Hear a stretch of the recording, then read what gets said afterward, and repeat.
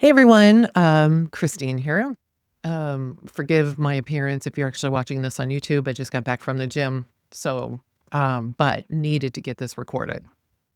So last time on the Avery trial, we watched or listened to defense attorney Dean Strang do what he does, right? Pick apart the state's story piece by piece. It was Detective James Remiker on the stand, and Strang really wasted no time in connecting the dots between Remiker, Lenk, and the early investigation into Teresa Halbach's disappearance. We learned that the Zipperers were incredibly uncooperative and very inconsistent about Teresa's visit. Steven Avery, on the other hand, he was calm, he was helpful, he even let deputies search his home without any hesitation. But then came the shift, the moment when a missing person case turned into a potential homicide. The car was found hidden on Avery's property, license plates had been removed, and suddenly the entire tone of the investigation changed. Just when you think that's the end of it, we find out something else months later. In March of 2006, Lieutenant Link was back on the Avery property when a bullet fragment mysteriously appeared in the garage. This is a garage that had been cleared months before. So, yeah, episode 35 left us with a lot more questions than answers, as usual, about evidence and procedure and who was really steering this investigation.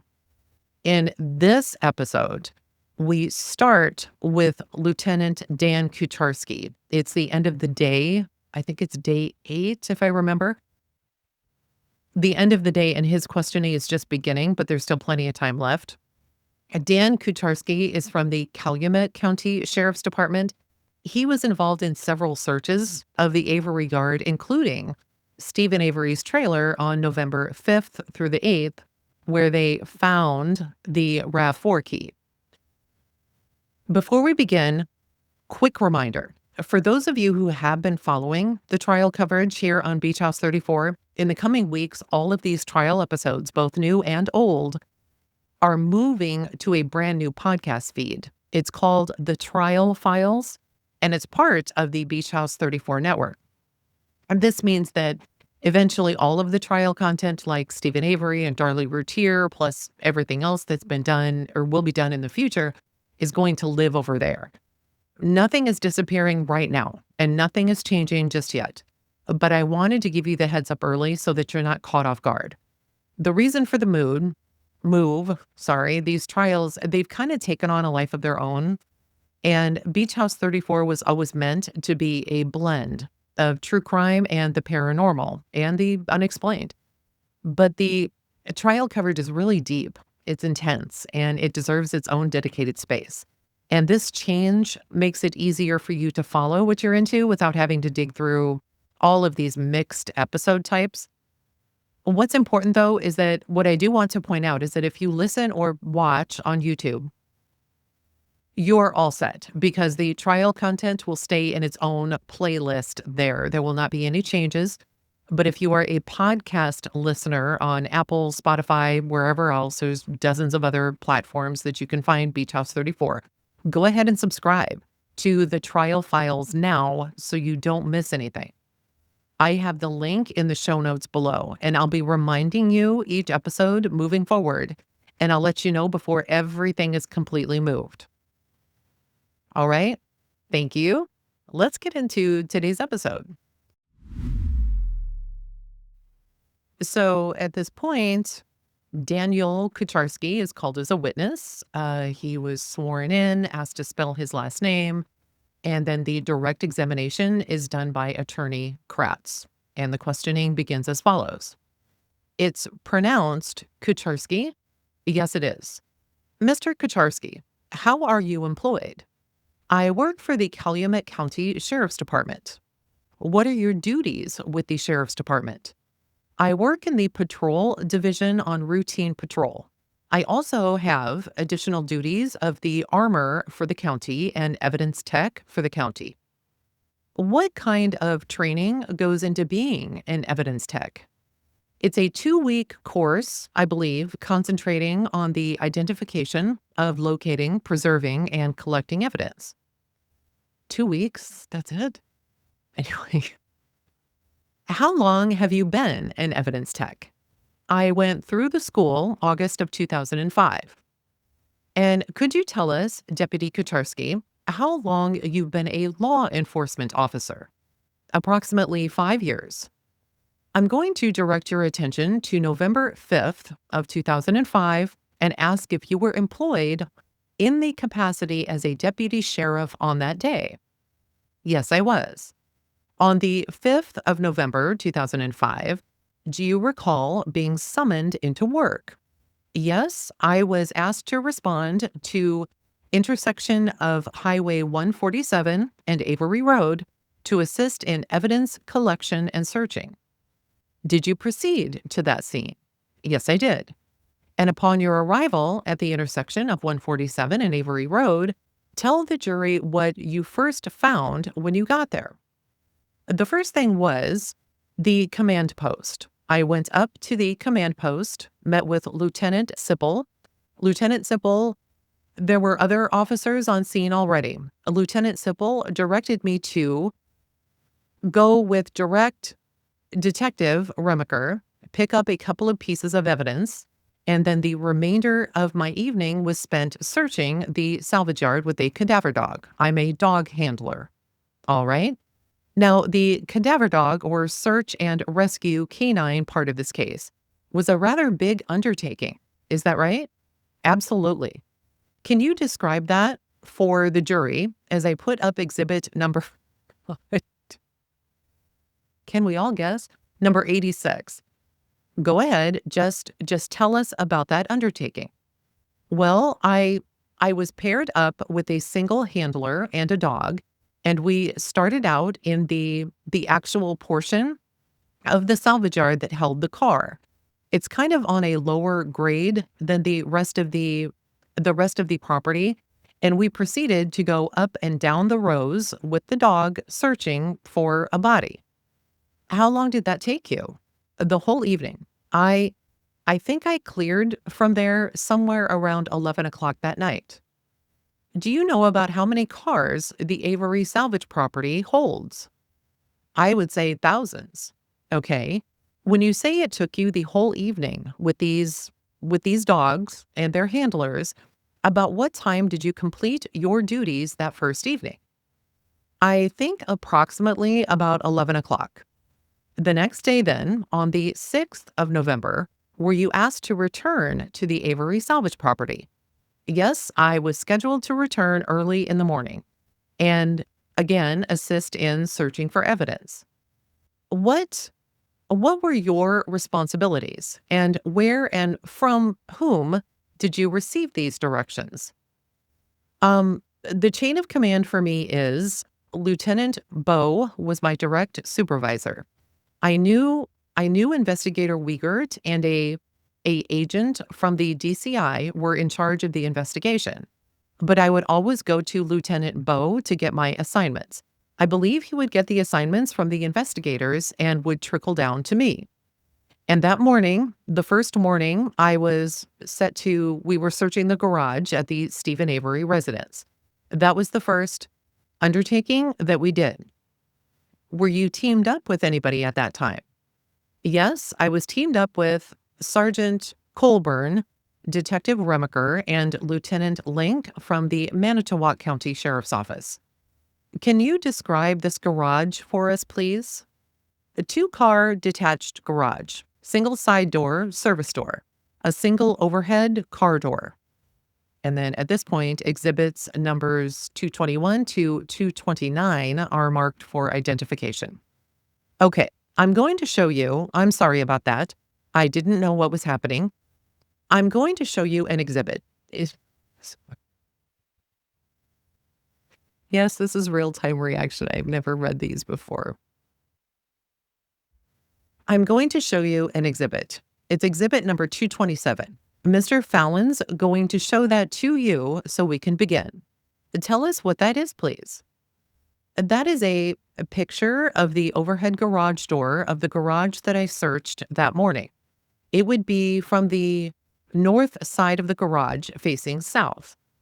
There's a laser pointer, Deputy Kucharski, up with you.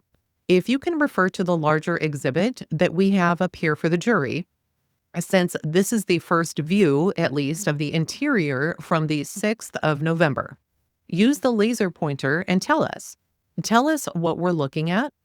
Well, this is the interior of the garage. Like I said, we're facing south from the north. We're looking at this is after we had already been searching for a while. I think you can see down here some circled spots we had been searching.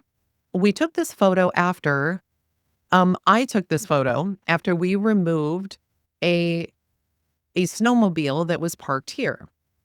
We'll show that in just a minute. But what are some of the other major items, just so we can orient ourselves to this garage?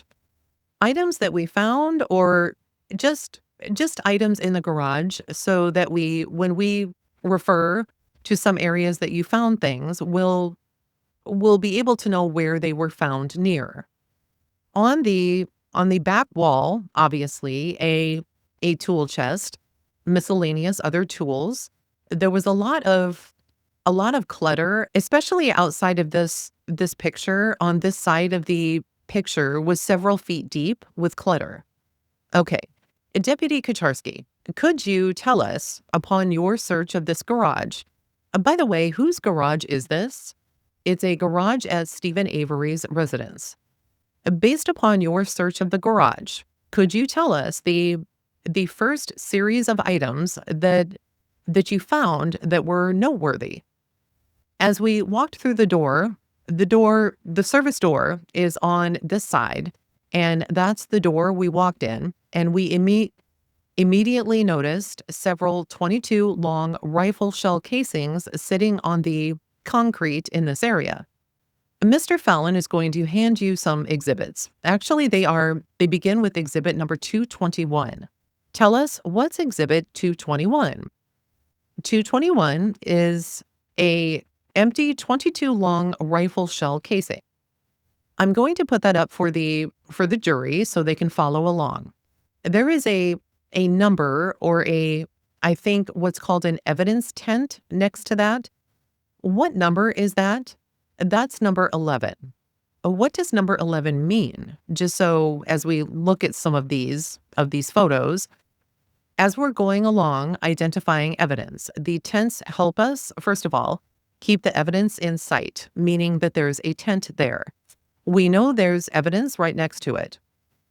Helps us in logging the numbers also, so that we know as we're logging them onto the evidence sheets, we can go by number. I'm going to come up with a little closer or zoomed in view of exhibit 221. You mentioned for the jury that you believed that to be a .22 caliber shell casing. How did you know that? Through my training and experience, I'm the armor for the county. I can recognize a .22 long rifle shell casing. And that's what this is? Yes, it is. All right. Tell us what exhibit 222 is, please. 222 is another .22 long rifle shell casing. Exhibit with the tent of 12 there. And now that the jury can see exhibit 222, is that what that exhibit depicts? Yes. All right. By the way, where were these items found? On the floor in the garage. Exhibit 223? Yes. Can you tell me what that is, please? It's another .22 long rifle shell casing with a tent number of 13 found on the floor of the garage. And we'll show the jury 223. Is that a picture of what you've just described? Yes, it is. 224? 224 is another picture of a .22 long rifle shell casing found in the garage with tent number of 14. Seems to have a worm next to it. Is that right? Yes, yes. You take these pictures kind of as you find them? Absolutely. As we find them, if we can take a photo of it, we try not to disturb it. We circle where it was and take a photo before we collect it. So And so the record reflects that has tent number 14 next to it. Yes. All right. Next shell casing. Seriously, they have individual. Oh my God. Sorry. Next shell casing. Tent number 15. What exhibit? Exhibit 225. Again, another 22 long rifle shell casing found on the floor in the garage. Tent number 15. Okay. And finally, exhibit 226. B tent number 16, another 22 long rifle shell casing found on the floor in the garage. Now, Deputy Kucharski, I think we've seen, is it 6 photos of shell casings? Yes, 6 photos. How many 22 long rifle shell casings did you find that morning? 10 or 11 we found. And could you tell the jury where they were located? In other words, were they close to each other or spread around, or give us some kind of a description of where they were? These were the ones that were out in the open that were able to be photographed. They were spread all over in that portion of the garage. Some of them were underneath things. Couldn't take a picture of it underneath it once we collected it. So these were the ones we could take photos of. Mr. Kucharski, before we show you these next photos, I want to talk a little bit about the rest of your team. Who else was with you at that time and what responsibilities each of you had? Can you, sure, describe that for us? Well, I was given basically a team leader position from Lieutenant Bowe, who told me to take control of the team and give assignments as needed. Lieutenant Lenk, Sergeant Colborn, and Detective Remiker were on my team, so came up with a plan of what to do. They were searching. I was photographing and collecting and bagging and tagging evidence. As a piece of evidence would be found, they would point it out to me. I would collect it. I would photograph it and put it in the bags. Okay. I'm going to show you Exhibit 227 again, the open garage door. And I'm going to zoom in and actually show you what appears to be some wires hanging from the rafters. Do you see that? Yes, they appear to be some type of electrical wires that were tied up there. All right. And I'll direct your attention to exhibit number 228. Tell the jury what that is, please. 228, that's a closer up photo of the electrical wires tied there on the rafter. And by the way, do all these photos accurately depict how each of these items looked on the 6th of November? Yes, they do. What's exhibit 229, please? 229 is a picture of the electrical cords after they had been cut down. So after they were recovered, seized, put into evidence, this, like all other evidence, was photographed by somebody. Is that right? Yes. And that's 229? Yes. Attorney Kratz then says, Judge, I'm happy to continue if you want me to. Otherwise, we can take our break at this point. And the court says, no, I think this is probably a good time to break for today. And then gives instructions to the members of the jury that they're going to conclude proceedings for the day. And then after the jurors are excused, the court then tells everyone else who's left there, says, you may be seated, counsel. I do have a few matters to take up in chambers before you leave today. I'd like you to stop in. And Attorney Buting, one of Steven's attorneys, says, do you want to put any of the sidebars on the record? Or Attorney Kratz says, the last one was a court administration. I asked how long you wanted to go, and the court says, yeah. There was just one sidebar I think we haven't accounted for, which was after 4 o'clock, and that was Mr. Kratz asking how far we were going to go today, basically. Mr. Buting says thank you. And at this point, the court stands adjourned at 4:29 p.m. And wow, yeah, I really didn't think it was going to run that short. So that was the very first part of Kucharski's questioning We didn't really learn a whole lot. We learned that they have these photos of these 22 caliber rifle casings, and that's really just about it. We haven't really gotten into a lot of detail. But in the next episode, I'm sure that's going to change considerably. So we'll cover that in the next episode. We'll pick back up the next day. And until then, please, if you take a moment, like and subscribe right down below. It would be great. It helps so much. Thanks, all of you. I appreciate you all so, so much. You have no idea. We will be back really soon with the next episode. Bye for now.